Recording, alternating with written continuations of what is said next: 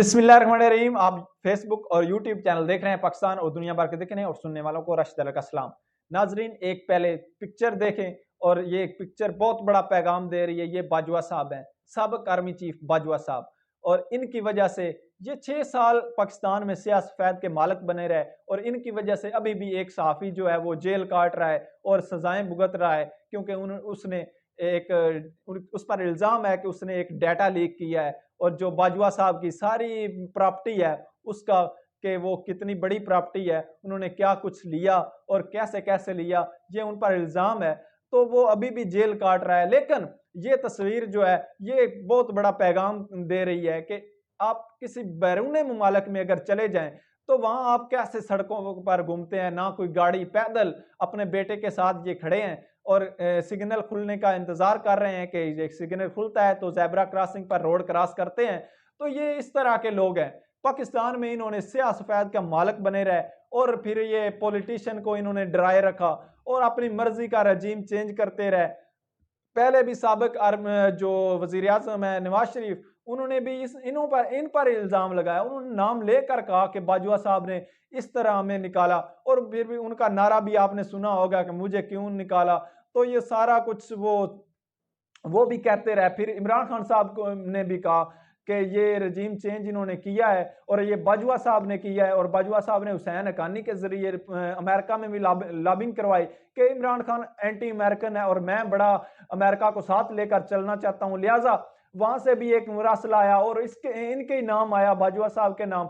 फिर इन्होंने ये सारा रजीम चेंज किया पाकिस्तान में एक बहुत बड़ा जुल्म किया और पाकिस्तान आज डिफॉल्ट पर है, डिफॉल्ट के किनारे पर है। और एक सवाल है मेरा कि बाजवा साहब, आप पाकिस्तान के लिए आपने 6 साल सर्व किया और पाकिस्तान की सड़कों पर आप क्यों नहीं घूम सकते अकेले? क्यों नहीं घूम सकते आप अपने फैमिली मेंबर्स के साथ? क्यों नहीं घूम सकते अपने जो दोस्तों के साथ? ये एक बहुत बड़ा सवाल है कि पाकिस्तान के लिए आपने सर्व किया। पाकिस्तान के लोग तो आपसे प्यार करते होंगे, या तो फिर आपने ऐसा काम किया ही नहीं है कि पाकिस्तान की अवाम आपसे प्यार करे और आपके लिए खतरा बन गई है। क्यों? ये पाकिस्तान में क्यों है ऐसा ट्रेंड? पाकिस्तान की हुकूमत को शुरू से ही हुकूमत को एक ऐसा ट्रेंड चला दिया गया, इस तरीके से चलाया गया कि शुरू से ही एक बना दी गई ऐसा एक बात बना दी गई कि पाकिस्तान की स्टैब्लिशमेंट है जो वो सियाह सफेद की मालिक है, वो हुकूमत बना भी सकती है, गिरा भी सकती है। ये सारा एक ट्रेंड चला दिया गया। फिर पॉलिटिशियनों को जो है वो एक ब्लैकमेल के जरिए अपने काम मनवाए गए। जो आप कहते थे वो मान जाते थे, क्योंकि वो उनको ब्लैकमेल किया जाता था। वो भी समझने लगे कि ये पाकिस्तान के ये हुकूमत गिरा भी सकते हैं, बना भी सकते हैं। और जो जो समझता था कि मैं हार रहा हूं, वो आपसे इनके साथ मिल जाता था, इनकी बातें मानता था। और इन्होंने बहुत सारी जो तंजीमें हैं वो भी बनाई, फिर तोड़ी, फिर खुद ही उन पर जो है वो हमले किए और सारा कुछ कार्रवाइयां की और फिर उनको भगाया। तो फिर इस तरह के साथ सारे जुल्म किए गए पाकिस्तान के साथ। क्यों भाई? ये आज बहुत बड़ी तस्वीर जो है वो पैगाम दे रही है कि आप एक आम आदमी हैं, आम आदमी की तरह ही रहें। 20वां ग्रेड 22वां ग्रेड जो 20वां ग्रेड है आपका, एक अफसर ही है ना, क्या है आप? तो फिर पाकिस्तान में क्यों ऐसे शाना राज लगाया जाता है और बड़े बड़े प्रोटोकॉल्स के में घूमा जाता है और पता नहीं क्या कुछ किया जाता है। और पाकिस्तान में आज इस नहज तक है कि पाकिस्तान को गैर महफूज हो गया है। कोई बंदा महफूज नहीं है, पॉलिटिशियन महफूज नहीं है, साफी महफूज नहीं है, बड़े बड़े सेलिब्रिटी जो हैं वो महफूज नहीं है। इवन के जो हिफाजत करने वाले इदारे हैं उनके अफसरान खुद महफूज नहीं है। तो कौन हिफाजत करेगा और किस तरह करेगा? और इन इन करदारों की वजह से जो अपने अपने इकदार और अपनी जो जायदादें बढ़ाने के लिए आते हैं, पाकिस्तान को लूटने के लिए आते हैं, अपनी फैमिलीज को बाहर सेटल करते हैं और फिर बाहर चले जाते हैं। वहां तो एक आम आदमी की तरह घूमते फिरते रहते हैं। क्यों भाई वहां क्यों घूमते हैं? क्योंकि वहां का कानून नॉर्मल है, वो कानून की बालादस्ती है, हर बंदा कानून के नीचे है और सारा कुछ वहां ना दहशतगर्दी है, क्योंकि जिसने भी कुछ करना है उसने पकड़े जाना है, उसने जवाब देना है। तो ये सारा मामला है। तो उधर दूसरी जानब अगर आ जाएं तो ख्वाजा साद रफीक ने एक बहुत बड़ा कड़वा सच जो है वो उस पर वो उठाया है और वो बात उठाई है और नुकात उठाए हैं। उन्होंने कहा है कि पाकिस्तान की जो सियासत है, जमहूरियत है, क्यों नहीं चल सकती? ये इसलिए नहीं चल सकती कि क्योंकि पहले तो खानदानी सियासत है, खानदानी जो है वो आ जाते हैं, पहले नवाज शरीफ, फिर मरियम नवाज, फिर मतलब शहबाज शरीफ, फिर हमजा शहबाज, इस तरह के खानदानी, उधर जो बेनजीर, फिर जरदारी, फिर बिलावल, इस तरह के लोग, फिर खानदानी जमहूरियत है तो फिर ये खानदानी बादशाहत होगी, जमहूरियत तो नहीं है। तो इसलिए ये एक बहुत बड़ा फैक्ट है। और दूसरा पाकिस्तान की स्टैब्लिशमेंट है उसकी मुदाखलत है। और तीसरा जो ये नजरिया जरूरत के तहत लोग जो जजेस हैं वो फैसला करते हैं। इधर फिर शहबाज शरीफ की आपका ताज़ा ताज़ा मिसाल है कि शहबाज शरीफ को जिसने बरी किया इस 16 अरब के केस में, उसको कमिश्नर लगा दिया और बहुत बड़े अच्छे ओहदे पर लगाया कि मरात भी अच्छी मिलती रही, और उसको नवाज दिया और जल्दी जल्दी नवाजा गया। और रिटायर होते ही एक दिन रिटायर हुआ, दूसरे दिन वो कमिश्नर बन गया। तो इस तरह से ये सारी मामलात चलते हैं। ये बिल्कुल एक अच्छा सवाल उठाया है और ख्वाजा साद रफीक ने, और बड़ा कड़वा सच है पाकिस्तान की सियासत के लिए। ये चीजें, ये तीन चीजें अगर खत्म हो जाएं तो पाकिस्तान ठीक हो सकता है। और पाकिस्तान को ठीक करने के लिए ये तीन चीजें, इलेक्शन के साथ तीन चीजें, ये जरूरत है पाकिस्तान की, अब बन चुकी कि ये तीन चीजें खत्म होनी चाहिए। ये बिल्कुल उन्होंने ठीक सवाल, मैं एग्री करता हूं उनके साथ कि 100% एग्री करता हूं कि उन्होंने बिल्कुल ठीक सवाल जो है वो उठाया है। पाकिस्तान की स्टैब्लिशमेंट है वो जो है वो अपने फैसले करती है, अपनी चीजें मनवाती है, जो वो कहते हैं वो बने फिरते हैं, अपना पाकिस्तान में बहुत बड़ा स्टेक होल्डर बने फिरते हैं और बंद कमरों में वो फैसला करते हैं। अवाम की फिर कहां से अवाम की राय ली जाए? जब वो बंद कमरों में फैसला करते हैं, हुकूमतें गिराते हैं, रजीम चेंज करते हैं, तो फिर कैसे ये सारा मुमकिन हो सकता है कि पाकिस्तान की जमहूरियत चले और पाकिस्तान फले फूले? ये तो ज्यादा ना फैसले ही नहीं कर सकते पॉलिटिशियन को, जो जितने भी पॉलिटिशियंस हैं, जितने भी सियासतदान हैं, इनको तो सिर्फ कठपुतली की तरह रखा जाता है, इनको ब्लैकमेल किया जाता है, इनकी वीडियोज आ जाती हैं, ऑडियोज आ जाती हैं, और जो खड़ा होता है सामने उसको जेल में डाल दिया जाता है, उसको उठा लिया जाता है, उसका पता ही नहीं चलता वो गया कहाँ है। तो इस तरह के ये जो काम करते हैं। और दूसरी, जो जजेस हैं वो फैसला कर देते हैं और मुकमुका का फैसला होता है, और जो उनको डील कर लेता है वो मुकमुका हो जाता है उसका।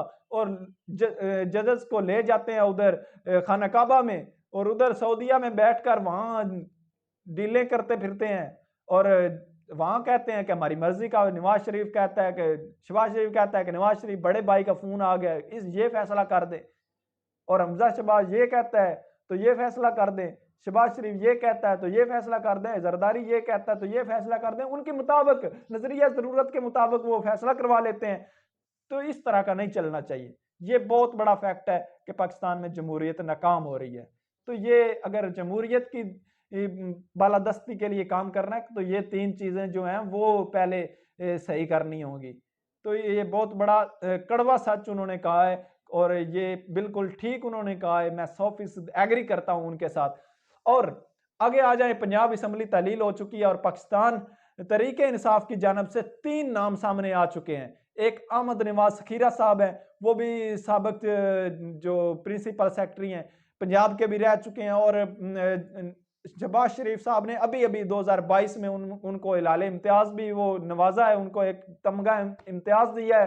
तो वो भी अच्छा नाम है और न्यूट्रल किस्म का नाम है, और PMLN को उस पर मेरे ख्याल से कोई इस किस्म की न्यूट्रलिटी पर शक नहीं होना चाहिए। दूसरा नाम नसीर खान साहब हैं, और वो तो चौधरी शुजात के बंदे हैं, और उनकी कबीना में वो रह चुके हैं, तो वो तो परवेज इलाही और काफ लीग की जानब से हैं, तो लिहाजा वो उन पर मेरा ख्याल नहीं है कि कोई एग्री हो पाए।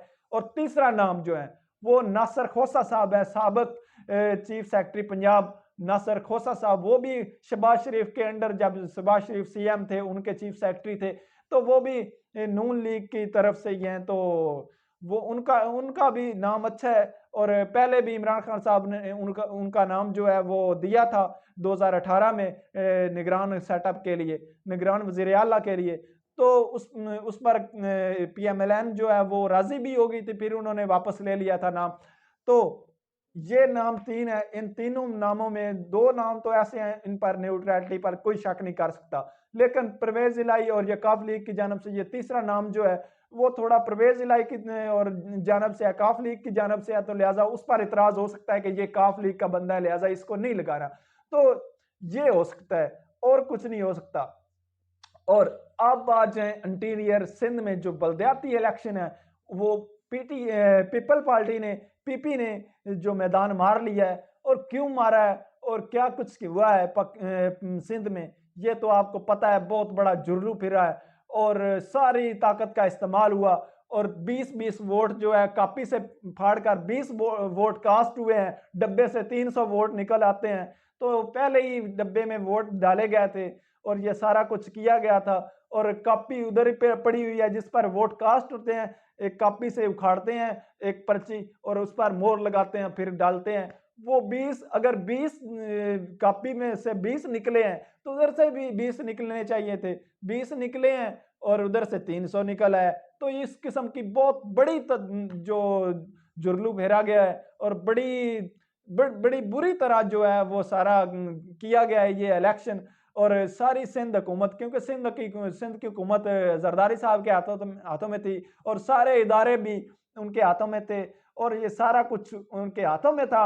लेकिन इसके बावजूद कराची में वो इतना बड़ा जुर्लू नहीं फेर सके। लेकिन वीडियोस, बहुत सारी वीडियोस फिर भी आई हैं, और जमात इस्लामी कराची में जो है, इस्लामी जमात इस्लामी वो आगे है।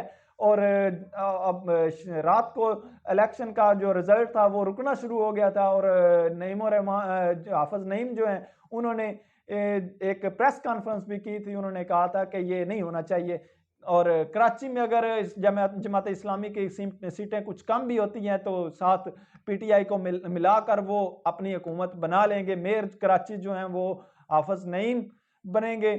तो ये बहुत बड़ी खबर है। और पाकिस्तान में आज पता चल गया, इंटीरियर सिंध में खास तौर पर पता चल गया कि किस तरह जुर्लू फेरा जाता है, किस तरह धांधली की जाती है। धांधली तो नहीं कह सकते, धांधला हुआ है, और बहुत बड़ा धांधला हुआ है कि 20 वोट पड़े हैं लेकिन निकलते 300 वोट हैं। तो इस तरह का सारा मामलात हुए हैं, और सारा कुछ किया गया है, और मैनेज करके सारा कुछ जो सिंध हुकूमत है उन्होंने मैनेज करके पाकिस्तान पीपल्स पार्टी को ये सारा कुछ दिया है। और कराची में बहुत बड़ा फर्क भी पड़ा है दूसरा MQM का, और वो तो कह रहे हैं कि हमारी वजह से जमात इस्लामी आगे जा रही है। तो चलें, जो भी कहते हैं वो बाद में देखी जाएगी। अभी तक के लिए इतना ही। अपना ख्याल रखें, अपने इस चैनल का भी। अल्लाह हाफिज।